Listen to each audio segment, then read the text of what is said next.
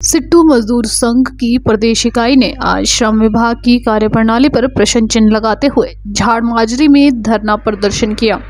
प्रदर्शनकारियों का आरोप था कि श्रम विभाग के अधिकारियों की निजी कंपनी संचालकों के साथ मिलीभगत करके यूनियन पंजीकरण की फाइलें कई साल तक लटका रखी हैं। यही नहीं, कामगारों के मांग पत्र पर कार्रवाई न करके उल्टा कंपनी संचालकों का पक्ष हमेशा लिया जाता है, जिसके बाद कंपनी संचालक मांग उठाने वाले कामगारों को नौकरी से हटा देते हैं या उसका स्थानांतरण कर देते हैं। इसी बीच प्रदर्शनकारियों की श्रम अधिकारी के साथ तीखी नोकझोंक भी हुई। सिट्टू के प्रदेश अध्यक्ष विजेंद्र मेहरा के नेतृत्व में उपाध्यक्ष ओमदत्त शर्मा, जिलाध्यक्ष मोहित वर्मा, महासचिव एनडी रनौट समेत दर्जनों कामगारों ने श्रम कार्यालय में एकत्रित हुए और श्रम विभाग के खिलाफ जमकर नारेबाजी की। विजेंद्र मेहरा ने कहा कि श्रम कार्यालय के अधिकारी यूनियन की पंजीकरण फाइलों को दबा रहे हैं। होना तो यह चाहिए कि इन पर त्वरित कार्रवाई हो, लेकिन उन्हें कंपनी संचालकों के साथ मिलीभगत करते फाइलों को ना तो समय पर मुख्यालय भेजते हैं, ना ही उसका समय पर वेरिफिकेशन करते हैं। कामगारों की मांग पत्र पर कार्रवाई ना करके कंपनी संचालकों से मिल जाते हैं। कंपनी संचालकों को कामगारों पर कार्रवाई करने के लिए उल्टा पूरा समय देते हैं या फिर उन्हें कंपनी से निकाल दिया जाता है। नालागढ़ से आदित्य चड्डा की रिपोर्ट। मेरा नाम रवि कुमार है और हम बीटा ड्रग्स में जॉब करते हैं। और कंपनी में जो था श्रम कानूनों की अवहेलना होती थी, जिसके तहत हमने यूनियन का निर्माण किया। तो 12 जुलाई को हमने शिमला में फ़ाइल जमा करवाई थी रजिस्ट्रेशन के लिए, और उसके बाद 24 जुलाई को हमने जब डिमांड चैप्टर दिया मैनेजमेंट को, तो मैनेजमेंट ने जो है बाहर से बंदे बुला के दबाव डाला हम पे, हमें तोड़ने की कोशिश की, लेकिन हमने उनके आगे झुकने से इनकार कर दिया। उसके बाद फिर हमें वहाँ से ट्रांसफ़र करके डेराबस्सी भेजा गया। जिसके बाद हमने जब लेबर कोर्ट शिमला में अप्लाई किया तो 9 अगस्त को वहाँ से हमें स्टे मिल गई, और 13 अगस्त को जो है कंपनी ने कोर्ट के ऑर्डर थे उनको वहाँ पर रिसीव किया, लेकिन उसके बाद भी हमें अंदर आने नहीं दिया और बोला कि बाहर बैठे ही सैलरी मिलेगी। उसके बाद फिर दोबारा वहाँ पे हमारे ऑर्डर को चैलेंज करने के लिए लेबर कोर्ट में गए। वहाँ पे कोर्ट ने इनकी एप्लीकेशन को रिजेक्ट किया और जो हमारी स्टे थी उसको पक्की स्टे करके वहाँ पे दे दिया। उसके बाद भी ये जो है अंदर लेने से इनकार कर रहे थे। उसके बाद ये पहुँच गए हाई कोर्ट में, तो अभी तो मामला हाई कोर्ट में चला हुआ है। और रही बात यूनियन की, तो यूनियन हमें बनाने के लिए कंपनी ने मजबूर किया, जिसमें कि जो हमारे हिमाचली वर्कर थे, हिमाचली भाई थे, वो बेचारे 18 साल से नौकरी कर रहे थे और उनकी सैलरियाँ जो अभी 15 हज़ार रुपया हुई है, ना कि उनको किसी प्रकार की ओवर टाइम की सुविधा थी, ना किसी प्रकार की और सुविधा थी।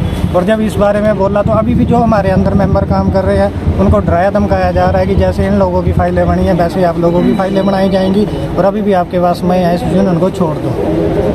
मेरा नाम मनदीप शर्मा, मैं जुपिटर सोलर पावर का पिछले 7 साल से, और हमने मतलब अपनी यूनियन की फ़ाइल जमा करवाई थी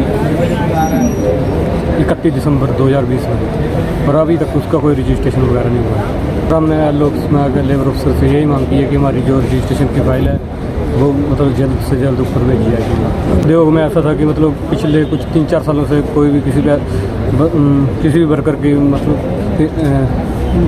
मासिक वेतन में बढ़ोतरी नहीं हुई थी, और दूसरा एक महीने की सैलरी 3 किस्तों में आती थी। तो यही बड़ी मांग थी, तो इसको लेके हमने मतलब यूनियन खड़ी की कंपनी में।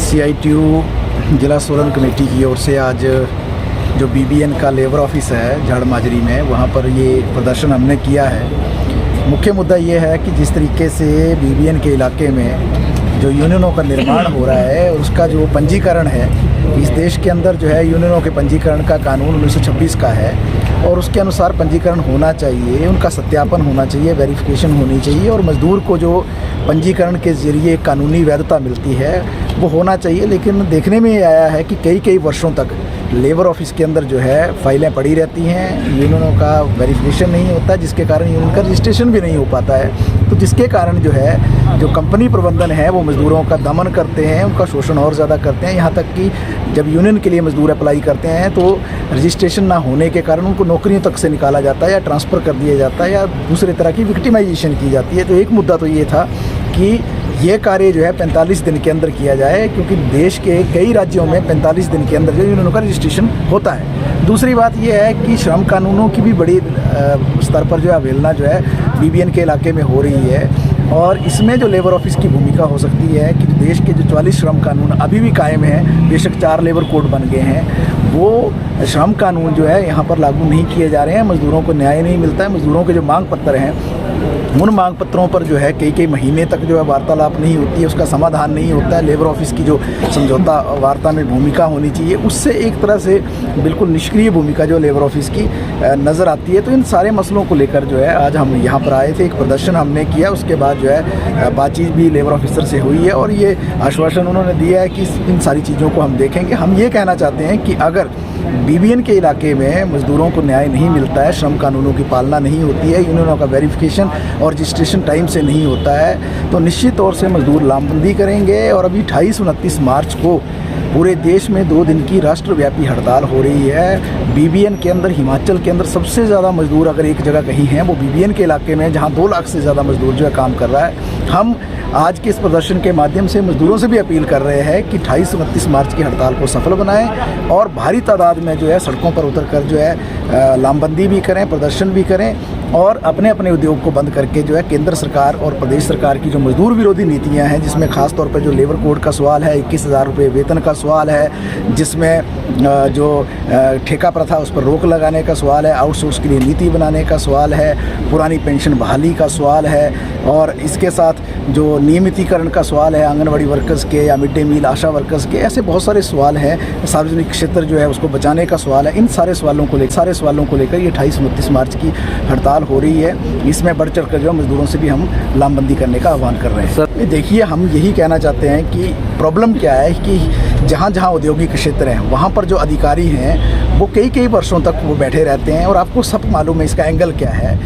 जो भी औद्योगिक क्षेत्रों में अधिकारी आते हैं वो यहाँ से जाना नहीं चाहते हैं। उसका कारण ये है कि बहुत बड़े बड़े पूंजीपति, उद्योगपति, कारखानेदार जो हैं वो यहाँ पर कार्यरत हैं, बड़ी बड़ी इंडस्ट्रीज़ और फैक्ट्रीज़ काम कर रही है। तो वहाँ पर जो है जब मजदूर मांग करता है तो अधिकारी जो है वो मजदूरों के साथ खड़े ना होकर पूंजीपतियों के साथ खड़े होते हैं। और बहुत सारा हमारा ये आरोप भी है, रुपये पैसे का भी लेन देन का सवाल रहता है, भ्रष्टाचार के भी दूसरे मुद्दे रहते हैं, और बहुत सारा जो काम करने का तौर तरीका अधिकारियों का रहता है वो कंपनियों के मालिकों के इर्द गिर्द रहता है। और उसी से हम ये भी देख रहे हैं कि जिस तरीके की अफसरशाही कायम हो रही है, जो आप बोल रहे हैं ब्यूरोक्रेसी स्थापित हो रही है, जहाँ पर मजदूर को एक नौकर के रूप में देखने की कोशिश होती है, उसको एक बंधुआ मजदूर के रूप में देखने की कोशिश होती है। और उसी के कारण जो अधिकारी जो है मजदूर जब आते हैं उन न्याय मांगने तो उनको न्याय तो कम मिलता है, बल्कि उनका जो विक्टिमाइजेशन है वो ज़्यादा शुरू हो जाता है। कंपनियां तो विक्टिमाइजेशन करती हैं, अधिकारी भी जो डराने धमकाने का काम करते हैं, तू तड़ाक भी करते हैं, बदतमीजी भी करते हैं और दूसरी चीज़ें भी करते हैं। तो इन सारी चीज़ों को CITU जो है किसी भी रूप में बर्दाश्त नहीं करेगा। और हम ये कहना चाहते हैं सरकार से भी